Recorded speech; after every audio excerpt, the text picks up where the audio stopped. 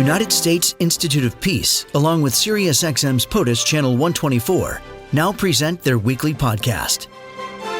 One of the big issues that people are grappling with politically is about foreign policy and our position with respect to the global positioning with China, with other world leaders and beyond. And I think it's important for us to visit the issue of what's been happening right now in that area. Dean Cheng is the USIP's China Program Senior Advisor. He joins us now. Dean, good morning. How are you? Pretty good. It's a rather chilly morning here in Northern Virginia. It really is in the DC area, absolutely. Although it's been pretty warm, so I'm not going to complain for too long. Although, I could use some more warm weather soon. I'm not planning a vacation like the day after tomorrow. I don't know. It's a whole thing. But Dean, let's talk about what's been going on in your area of expertise in particular, because we had been hearing a lot about Taiwan in recent months. Can you give us an update of what's been happening as a key issue that's going to remain in play? Well, the Taiwan issue is long-standing. The challenge, of course, is that we have a fundamental problem across the straits. The PRC, the Chinese leadership, especially Xi Jinping, has made very clear that he expects Taiwan's leadership at some point to basically say, oh, and we are part of China. And the current president on Taiwan recently gave a speech which the Chinese leadership was very unhappy about, precisely because he did not say that, and he did not use any of the formulations that Beijing wants. This is probably the single biggest flashpoint all along in the Western Pacific. This is the concern that animates Indo-PACOM, animates the Pentagon, because this is the one area where we are most likely to see, if conflict were to break out, a direct confrontation between the United States and China because of our general desire to see a peaceful resolution to the situation. The reality also that because where Taiwan is physically, it would affect a lot of our allies, Japan, South Korea, the Philippines.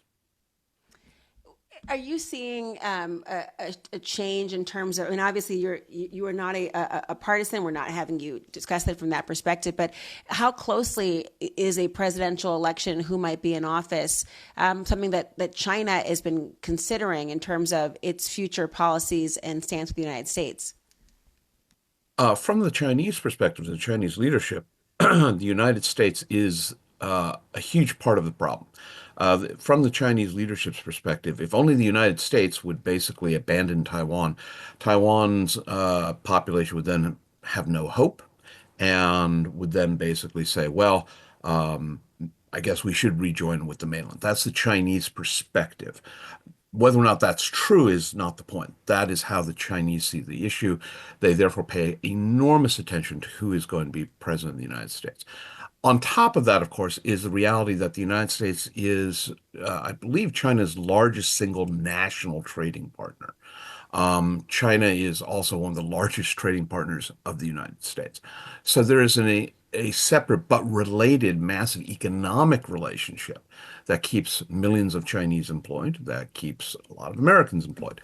And that is also a reason why the Chinese pay very close attention to who is president, because they do believe that presidents have enormous influence over economic policy, over the state of economic relations. And especially as China's economy has been weakening, they're concerned about who is going to be in the White House and what policies will they be pursuing with regards to trade issues, technology issues, all of those aspects. Sadly, we have about a minute left together, but North Korea has now become an open combatant in Ukraine. What might that bode for U.S. security challenges in the Western Pacific? Well, first, something to think about is that North Korea is about to become the only country in the Western Pacific with combat experience. No major power out there, not Japan, not China, not Thailand, not South Korea, has recent combat experience. We do, obviously. So the North Koreans will have that. It also is a we need to remember Russia also is a Pacific country. And finally, that the Chinese are looking at this, the North Korean support for Russia, as an aspect of China's competition with Russia for influence over North Korea. So North Korea is a separate but very dangerous conflict zone, especially because they still have millions of troops ready to roll against South Korea.